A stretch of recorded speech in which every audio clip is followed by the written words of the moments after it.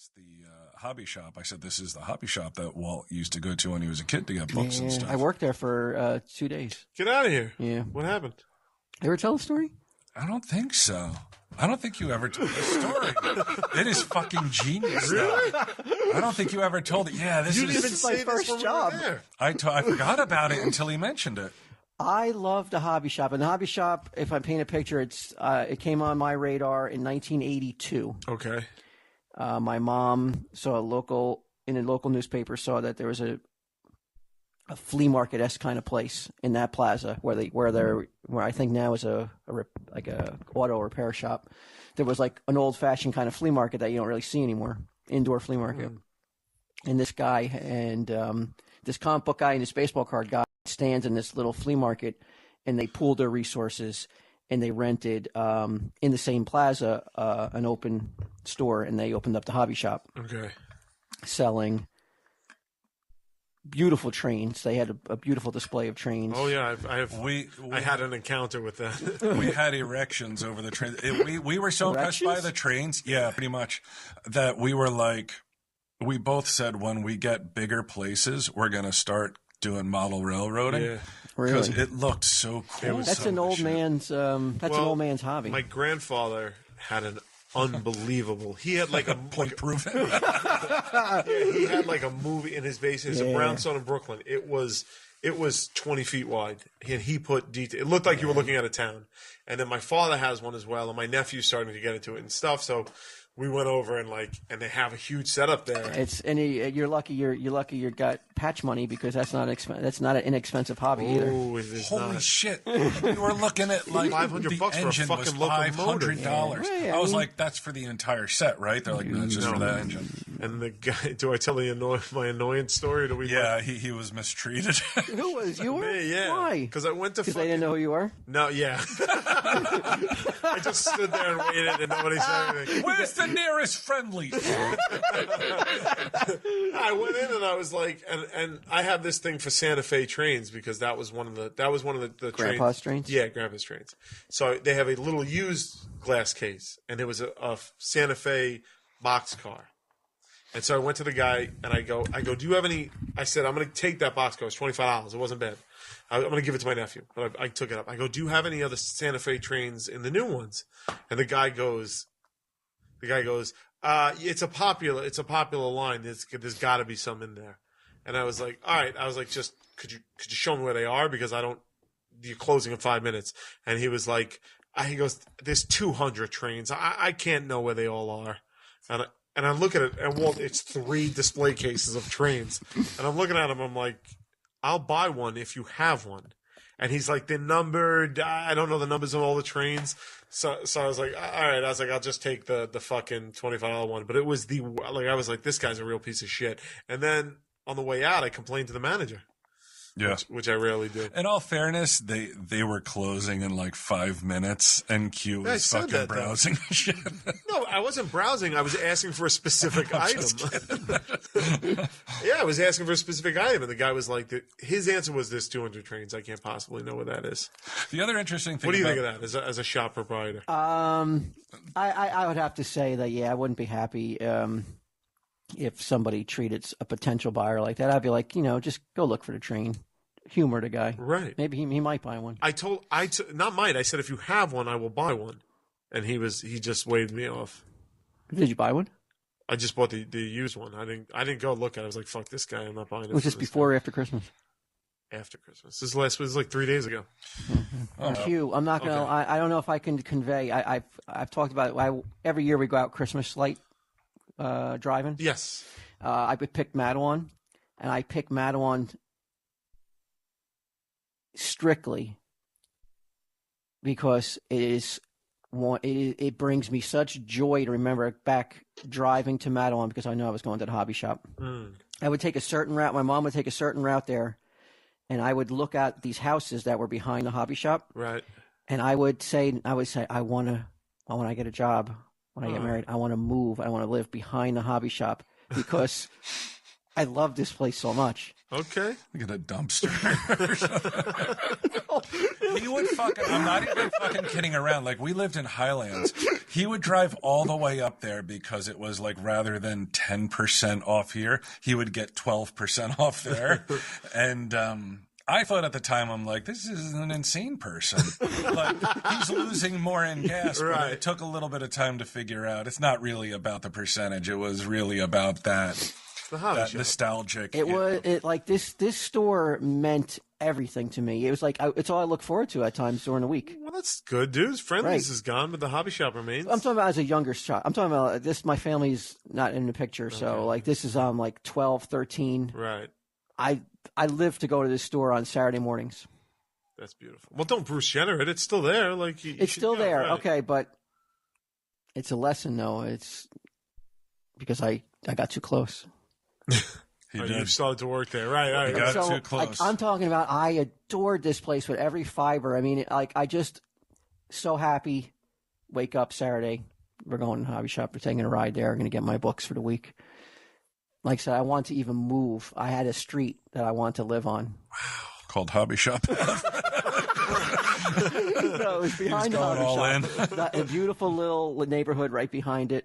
And it didn't work out, but I graduated high school. I don't know if you know this, but I didn't get my license until years after I graduated. Yeah, so I my did mom know was that. still driving me to the hobby shop. It's like, oh, here comes that nice lady and her retarded son. You bought me comic, Bobby. I live in Hobby Shop.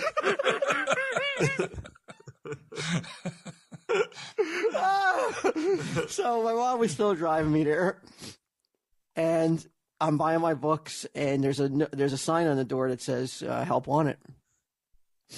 And I told my mom, like, I'm going to apply for this job, and she's like, "How?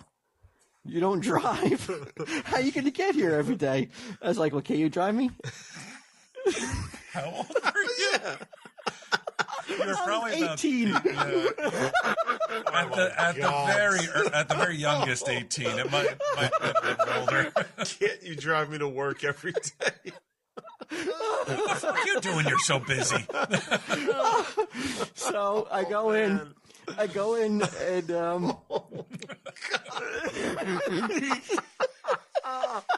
It's so sad. I know, but I was happy though. No, that's good. That's good. And they knew who I was since I've been coming here. And right off the bat, I go, "I'd like to apply for the job." I'm thinking they're going to You're gonna rip the sign right out they're the going to window? pick me up on their shoulders, and they're going to parade me around. They're going to be like, "We have found the successor. We have found the man." The only They found the man who's going to lead them into the next millennium. right. of hobbying. Right?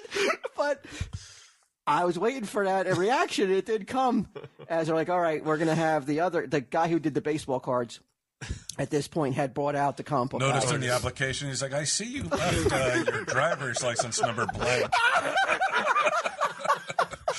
I was just wondering. And your one reference is your mother. And us. I didn't have anybody. It was my first job. It was the first time I ever did on a interview for a job. Okay. Do you remember what you wore to it or no? It was summertime. Okay. So I know it was probably a metal shirt. Okay. Probably Motley Crue. Oh, all right. Nice. I have my hair. I look like I should be. I look like definitely I should be. You should be a roadie for lights. Yeah, yeah. right. Okay. So that right there, I'm like, but that doesn't matter. I go, okay, I may not look like the model employee, All right. but all my knowledge, all my skills Right. is in my knowledge, not how I look. But so I totally disregard that. And they said they want to have an interview with the guy who's the owner, and he's going to take me in the back, and he's going to talk to me. And I'm like, I don't think anything is going. I'm still thinking that like the red carpet's back there. Right. You know, the fucking they already got my gold watch because they know I'm going to be here for 50 years. Right? You want to have your retirement party. The court jester.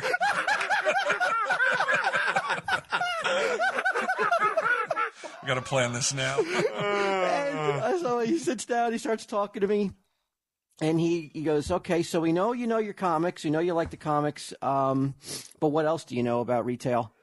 And I was like, well, I really don't know much about the models you guys have. I'm into sports, though. I mean, I don't know the values of the cards or anything, but I know all the players. I know all the lingo. And he goes, all right. And so he almost reluctantly gives me the job. Huh. He's not happy about it. It doesn't sound like. He's almost like, well, I don't want to lose this customer too, right? Right? I think it was like, I'm like, I don't want to tell this customer who's been coming here. If I tell him no, I'm going to lose him as a customer. Right. So he gives me the job, and he goes, all right, you could start tomorrow. And he goes, and I go, what do you want me to wear? He goes, I don't care what you wear, but no polo shirts. And I laughed. This is awesome. And I laughed, and I go, that's okay. I don't have any polo shirts. And he goes, I'm not kidding around. He goes, don't wear a polo shirt to work, or you're going to go home. And I go, I'm not kidding around. I don't have a polo shirt. I said, so you don't have to worry about it.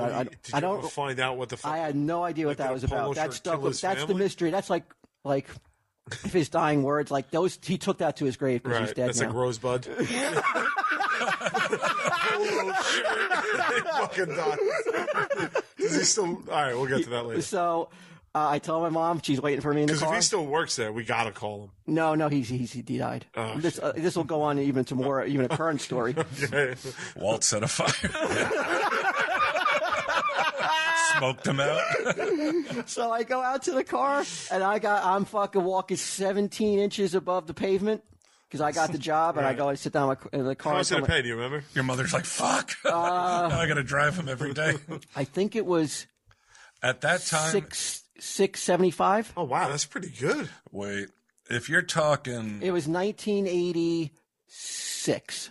87. You're probably 86. talking for something. Yeah, then. 675 seems very high for that. I thought it was. I thought I was going to be. When I started working, it was like $5.40 or something was the minimum wage. You might be right though. I don't remember. You might be right though, because I don't think these guys were giving it. So you're probably right. It didn't matter. I didn't care if they could have said Fucking like, "I'll pay you in comics." Hobby shop, baby. Yeah, I mean, I'm going to the place that I love. Day after day. You think this is how Chief felt when he got the job here? I don't know. I think Mike liked the place, but I don't know if he had the same level of obsessive, just reverence for it. That I had. So I get there, and I'm thinking the whole night I can't even sleep the night before because I'm like I'm gonna like sort the comics. I'm gonna price the comics. I'm gonna put out the comics when they come in. It's all gonna be comics action, 24/7. It's like everything I ever wanted, right? Right. And the first thing you do when I get in is walk around the store and get yourself acclimated to where everything is. So I walk around, and of course, like I'm fucking 18. I'm a dickhead. So I'm like, so I go back and like within 15 minutes, all right, I did it. And he goes, "Where's this?" And I go, I don't know. Just go walk around again. And they're really rude about it. Wow. And I'm like, I recall still not ready to get shaken yet. I recall his this guy's demeanor being like too friendly. And I'm like, wow, I can't believe they're being this jerky already. So, but I'm not going to let it shake me. So I walk around again, and I'm like, and I come back, and he goes, and he just goes, here, and he hands me a feather duster, but he puts the feather duster, like the part that has all the dust on it, he puts it on my chest. Oh my God. A fucking asshole. So he goes, I want to live here. Oh, So, wait a minute. This wasn't my first job. I had worked at the Food Town in Seabright. Okay. Before this. And did they abuse you there too? Yeah, they did. I wasn't a good experience either. But anyway, so it was my second job. So I got to go dust models, like the models that are in saran wrap, like airplanes and subs. That's so crazy. What do you recall feeling when he put the fucking feather duster? And I was like, what do you? I mean, hey, it's got to be expected. He just fucking got dust all over my polo, asshole. I figured, he's not going to let me. He's got to give me some menial stuff. I got to prove myself. Sure. Okay. So I start dusting everything.